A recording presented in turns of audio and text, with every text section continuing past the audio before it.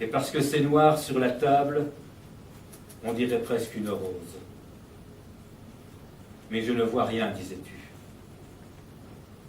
Une histoire d'amour, ça pourrait commencer comme ça, avec le cri des goélands, au petit hôtel du Grand Large. Tu te souviens? Ce jour-là, elle a même fait du soleil. Et puis le bleu était si bleu.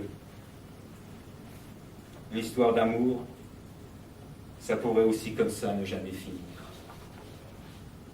Mais pour commencer, il faudrait encore brûler toutes les images et toutes les langues, et encore brûler la cendre pour ne jamais s'arrêter, mais quelle folie! Nous en avons connu de ces hommes et de ces femmes loin derrière ces forêtres noires, parce que j'ai toujours voulu un autre visage, pas même un nom, juste d'autres yeux, et ne jamais pleurer. Aujourd'hui, j'entends plus les oiseaux. Mais tout se passe comme si le crime était aveugle. Jamais une parole de trop, pas même un mot, rien, parce que le silence, c'est juste un délire comme les autres. Voilà ce qui nous traverse. Une foule de paysages, tous plus ressemblants les uns que les autres, mais tremblants. Voilà, tremblants. Alors c'est cela la musique. Dans la maison, une lampe brûle. Il dit qu'elle a trop de rêves, que l'infini c'est toute la nuit. Il dit qu'elle dit que la vie ici ce n'est pas la vie. Dans la maison, partout les lampes brûlent. Mais je ne vois rien qu'une ombre immense. Pourtant regarde. Il y a un homme qui regarde la mer. Il la regarde comme il regarderait une femme qui elle-même regarderait la mer. Attendre. C'est toujours attendre. Le jour qui ne vient pas. Fragile. Juste ça sur mon carnet. Il neige tellement. Neige et pluie mêlées de neige. Aujourd'hui, impossible la maison. L'impossible. On sait juste qu'elle est loin dans les bois et noire. On s'en souvient. Il dit c'est la nuit surtout, tout au fond, comme si c'était là, tout au fond, dans les yeux, les mains, la bouche, les yeux qui regardent, la bouche qui parle, les mains qui touchent. C'est dans tout le corps, partout. Où? Mais vers quelle forêt? Tu dis c'est tous les jours, chaque nuit je la traverse, comme chaque nuit elle me traverse plus noire.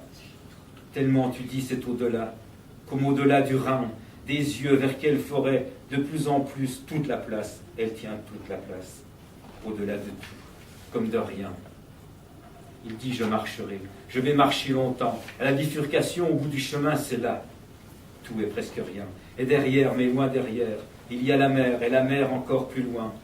Pourtant c'est vers la terre qu'il regarde, comme souvent. Loin dans la forêt, il rêve. Pour écrire d'une maison noire, pour écrire, et pour encore. Il dit, il le dit, le répète, c'est dans les muscles, dans la chair, tout au fond, dans ce qui coule, dans ce qui frémit, un instant, crie, respire, regarde, c'est là, où, mais nulle part, tout reprend à zéro. Loin et noir dans les bois, la maison, et puis le vent. Sûrement la neige ou la pluie, on la traverse. C'est toujours quand vient la nuit, on dit juste qu'on va juste un peu plus loin. Voilà, c'est une revue qui s'appelle Matricule des anges. Il y avait une photo d'une poétesse contemporaine. Je regarde le visage de Nathalie Quintane, sa bouche, ses lèvres, comme une fascination, un ravissement, un emportement, l'emportement du muet, écrivait André Dubouchet, quelques mois avant sa mort. Je sais qu'un jour, elle aussi, elle va disparaître. Alors, dans tout ça, la poésie, c'est quoi? C'est quoi le printemps? Quoi la lumière? Ce saut, ce bond dans la lumière, the springtime. Il y a quelque chose de noir sur le chemin, de dire, oui, il le faudrait. Et voilà, on est toujours trop loin.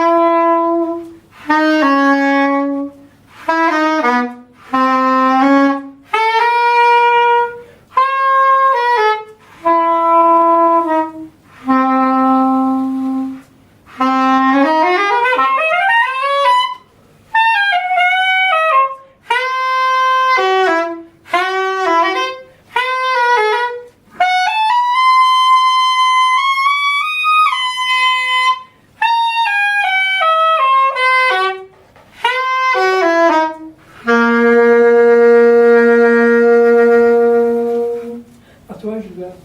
Merci, merci.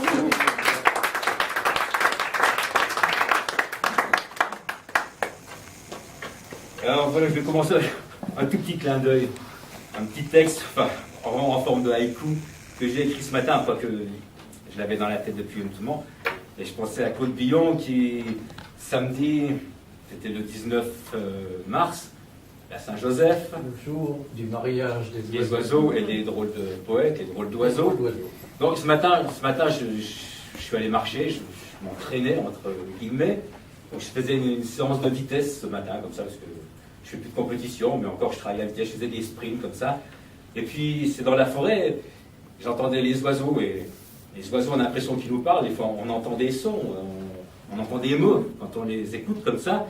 Et donc je marchais, puis il y avait une maison charbonnière là à côté de moi qui disait « Plus vite, me crie la maison charbonnière. Ok, mais je voudrais bien t'y voir, tu vois. » Parce qu'elle faisait plus vite.